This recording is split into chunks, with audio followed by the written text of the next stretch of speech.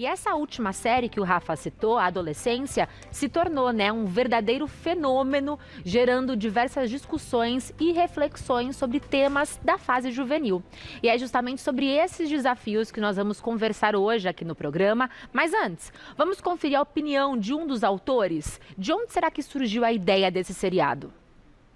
If I'm really honest with you, Jim, it hit my heart, and I just think, what kind of a society we're living in at the moment where young boys are stabbing young girls? And you know that beautiful saying, it takes a village to raise a child. Well, I just thought, what if we're all kind of accountable?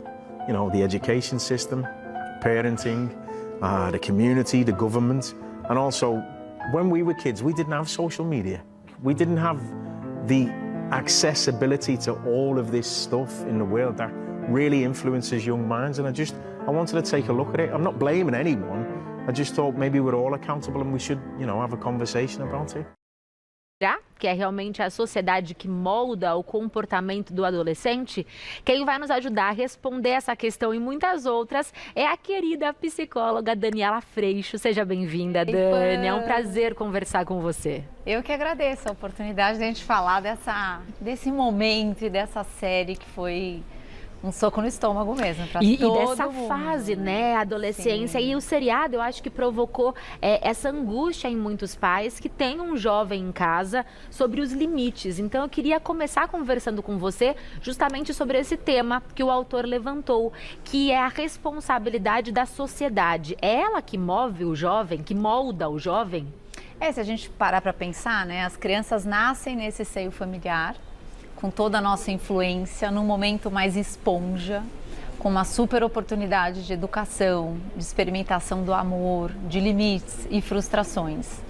Mas a tendência é que a gente vá saindo, né, os nossos filhos vão saindo deste ninho e desde a primeira infância começam a frequentar a escola, desenvolver outras relações, outros relacionamentos, até que chega esse momento da adolescência, onde ainda a gente não tem, né, um cérebro totalmente formado, há muita impulsividade, muita mudança. A gente se assusta muito com essa fase, mas a gente não precisa.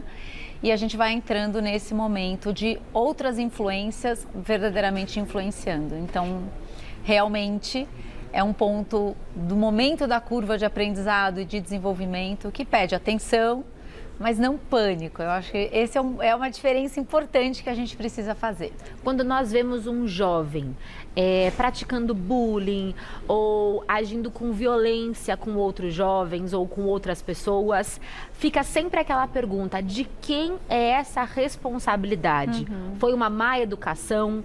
Foi a escola, foi a internet, as más influências? Tem uma resposta para isso, Dani? Então, eu acho interessante a gente pensar na visão de homem que a gente tem, né? Tanto a logoterapia, mesmo se a gente pegar a cosmovisão cristã, a gente vai entender que este homem nasce, o ser humano nasce com um vazio existencial e ele também nasce com um coração falho. Esse coração falho é capaz de, para se defender, agredir. Às vezes a gente quer fazer o bem e a gente acaba fazendo o mal no sentido de gritar com o filho, de ser injusto, de ser ríspido. Então os nossos filhos, eles também nascem com essa necessidade de se sentirem amados e pertencentes, como todos nós. Isso é muito importante que a gente saiba, para que a gente não fique focado de que o problema é esta etapa da vida. Na verdade, como seres humanos, a gente tem essa necessidade de ser amado e temos também esse espaço de que na hora em que nós somos chamados a agir perante algo difícil, algo injusto, algo que causa dor, quem seremos nós? O Viktor Frankl, ele fala muito de que se a gente vai agir como santo ou como porco. Qual que é a nossa tendência? A gente agir de um jeito ruim e justificar no outro o que a gente fez. E a tendência do outro é a mesma coisa. Então a gente está sempre nessa dança, nessa dinâmica. O que eu acho lindo da série é que a gente recebe um convite de lupa no coração. Como é que a gente está fazendo o papel, a presença, porque nem é um papel, mas como é que a gente está exercendo esse lugar tão precioso de encontro com os nossos filhos, nossos maridos, esposas, com a família, mas principalmente com a criança que você encontra no clube, no parque, na escola, com eu encontrando você. Então, assim, é um convite para quem tem sido eu no mundo, né? E eu acho que é um convite também para que a gente escute a opinião de mães que têm jovens em casa e que querem também entrar nessa conversa. Vamos lá.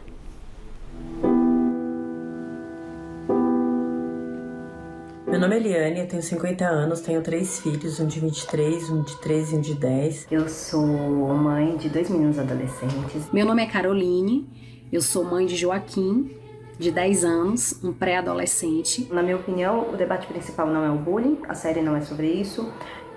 Os temas, para mim, são bem claros, como a misoginia, a masculinidade tóxica, a banalização da violência, a influência que a internet e grupos misóginos como o Incel e Red Pill têm nos adolescentes, o feminicídio e a saúde mental dos adolescentes, que não sabem lidar com as frustrações. A gente percebe o quanto essa sociedade nossa, né, está doente, está adoecida com os padrões do machismo, da misoginia. O bullying sempre existiu, né? Mas antigamente, sem a rede social, o bullying se fazia na escola por 1 ou 2 alunos, depois já se esquecia, né? Já se resolvia ali.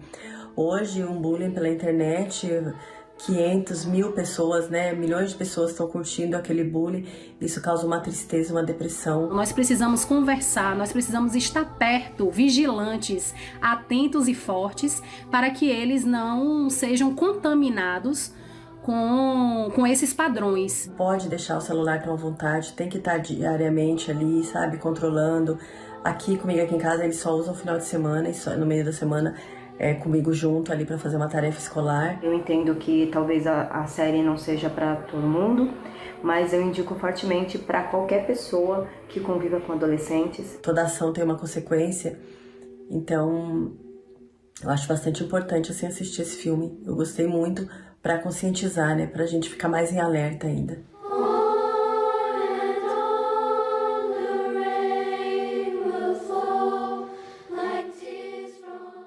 As mães levantaram muitos temas, né, que a série aborda. Muitas pessoas não assistiram a essa série, mas eu acho que o que é importante que a gente traga para você que não viu também, é que é um seriado que fala sobre esse universo do adolescente, que é esse protagonista que foi acusado de ter cometido um crime. E aí tudo gira em torno desse jovem e dessa realidade dele. Então, por exemplo, na série, nós temos muitas palavras que eu, você, talvez nunca tenhamos escutado. Não só palavras relacionadas a grupos, mas também a emojis. Aquelas figurinhas que você envia, sabe, nas mensagens, como se fosse um código secreto do adolescente.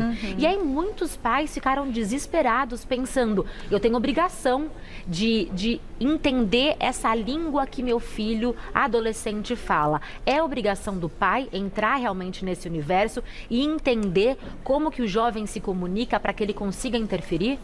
Então, eu acho que é muito importante a gente ter noção de que pela porta do controle, entenda, pais apavorados, pais com medo, e toda vez que a gente está acuado com medo, a gente luta ou corre, né? Então, a tendência de, pelo controle, agora eu vou te investigar e ela vai, na verdade, colocar os nossos filhos mais longe de nós. Então, o desafio, eu não entendo que é entender o que significa cada caractere, mas sim, na internet como no mundo, existe tudo que há de muito bom e verdadeiro e tudo que há de muito ruim. Nós precisamos educar o coração dos nossos filhos na identidade deles, quem eles são, o quanto eles já são amados, porque na tendência daquele vazio eu fico pensando que eu preciso pertencer a alguma coisa, eu vou entendendo que eu não valho nada. E nesse processo, aí está a armadilha para onde eu me sinto acolhido dentro de grupos errados, que fazem coisas ruins, eu começo a me identificar e a me sentir pertencente. Então, a gente tem um desafio muito grande, que é nos tornarmos pais, um lugar seguro para que esses filhos possam abrir esse coração que sente vazio, que sente medo de não ser amado, que se sente só muitas vezes, mas nós só poderemos fazer isso se a gente entender que essa humanidade também nos habita, entende? É criar essa ponte, criar essa conexão para que o jovem fique lá na ilha dele, mas saiba que qualquer coisa ele atravessa e o pai está lá para acolhê-lo. É como se a gente nem tivesse uma ilha, é como se eu pudesse encontrar você na dor, uma dor que eu também experimento. Então, a gente vai ver no mundo adulto, por exemplo, às vezes a gente passa por inseguranças eu penso que o meu valor está na minha performance no trabalho, ou eu não sou chamado para alguma coisa e eu sinto que talvez não gostem de mim. A gente vive tudo isso com 40 anos na cara. Então, muitas vezes a gente usa da adolescência como uma coisa de criança na infância, ou coisa de adolescente na adolescente, ou virou adolescente, então agora tudo... E a gente perde as oportunidades de ouvir o que esse adolescente está dizendo, essa criança, de acolher esse sentimento, de chamá-lo a ver o que você pode fazer para isso não acontecer mais, como que você pode dizer para o outro o que você precisa ou o que você não gosta, o que é certo, o que é errado, entende? Porque isso existe dentro do ambiente da escola. E dentro da internet e também. E dentro da internet, porque... e dentro do clube, entende? Porque nós acreditamos que manter a criança, o jovem, em casa, dentro do quarto, é deixá-lo em segurança. Mas com acesso às redes sociais, isso não é seguro se não for supervisionado. Como fazer isso, A gente Dani? precisa ter conversa, gente, de que a internet tem tudo o que é lá. Tem tudo que é de bom e tem tudo que é de ruim. A gente precisa formar os nossos filhos para perceberem, por exemplo, uma coisa que é muito maravilhosa. Nosso corpo, nosso sistema, que tem imprintado bons valores do que é errado e certo, ele nos alerta. Quando você entra em contato com alguma coisa ruim, de verdade, você vai sentir aperto no peito, angústia, desconforto. Nossos filhos também sentem isso. Só que nós precisamos ajudá-los a dar o significado de que a hora que isso estiver acontecendo, você precisa sair dali, por exemplo. A ouvir, a perceber a idade indicativa das coisas, a ter senso crítico, pensamento crítico, questionar o que chega da internet não necessariamente está certo, pode estar muito errado. Só que a gente só vai conseguir construir esse lugar se a gente se encontrar com os nossos filhos, nos encontrarmos com os nossos filhos nesse espaço de estamos aprendendo e no espaço de que nós também erramos. Porque às vezes a gente olha para eles do lugar de quem não erra, porque o erro dele é um absurdo, porque você já não erra mais desse jeito, mas você erra de outro. Então, eu lembro muito uma frase da minha filha que é: hoje nós somos próximas. E eu falei, ela tinha 15 anos, eu falei, por quê? Fiquei desesperada. Ela disse, hoje você me escuta do lugar de quem também erra. Isso significa que você não vai ouvir tentando solucionar, ou você não vai ouvir tentando, você não devia ter feito isso, não adianta, não dá para voltar para trás e você voltar o tempo. Dela como igual. Na verdade, filha, você jure como você tá. E o que você está sentindo? Eu sinto muito. Agora, essa situação que está acontecendo aqui na tua vida, o que é que você fez para se pôr aqui? Numa situação tão difícil, ou tão triste, ou tão desafiadora. O que você pode fazer diferente para você nunca mais vir parar aqui? É ter empatia com o seu filho para que ele aprenda essa empatia e também transmita para outras pessoas. É mais do que empatia, porque o acolhimento é como se a gente se encontrasse numa dor que a gente experimenta. A empatia ainda é o eu me ponho no seu lugar. Imagina que o acolhimento é eu me ponho no meu lugar, de quem também dói. E a partir desse lugar onde eu reconheço a dor em mim, eu vou encontrar você doendo. É uma das experiências mais extraordinárias de amor que a gente vai viver, que vai gerar o quê? Uma criança, um adolescente, uma jovem, hoje ela tem 20 anos, falando, mãe, tá acontecendo um negócio, eu preciso de ajuda. Você se torna essa casa segura para que esse filho possa falar com você qualquer coisa esquisita, qualquer coisa que aconteça. Então, eu não vejo, óbvio, né, o tempo de tela, depois das obrigações, você está sabendo utilizar bem, há recursos de bloqueio, de você bloquear sites inadequados, de você ensinar para ele de que ali é a rua. Você anda na rua e fala com qualquer pessoa, não, aqui é a rua. E tem idade certa, Dani, para que a criança tenha, o jovem tenha acesso a redes sociais? Então, eu entendo que ter um celular precisa vir só quando há necessidade. Quando existe já alguém que você não acessa tanto as mães, não conhece tanto as famílias, então você acessar o seu filho. Mas hoje eu tenho visto a recomendação de que seja um celular antigo, que só ligue. Para que não tenha tantos recursos. Para que não tenha o mundo lá dentro. E redes sociais eu seguiria a idade indicativa, que a gente está por volta, acho que de 14 ou 15 anos de idade. E agora com restrições também, com né? Restrições. Rede social para o jovem, com limitação, com supervisão também dos pais. É Só que olha que interessante, é importante, na verdade, criar esse espaço de mãe, olha esse comentário. Ô mãe, olha, ou conversas, por exemplo, sobre o que você posta. O que você posta é como se você estivesse contando uma história de quem você é. E às vezes você está postando fotos mais sensuais, caras e bocas, meninas, meninos, e você está dando uma notícia de que não é você.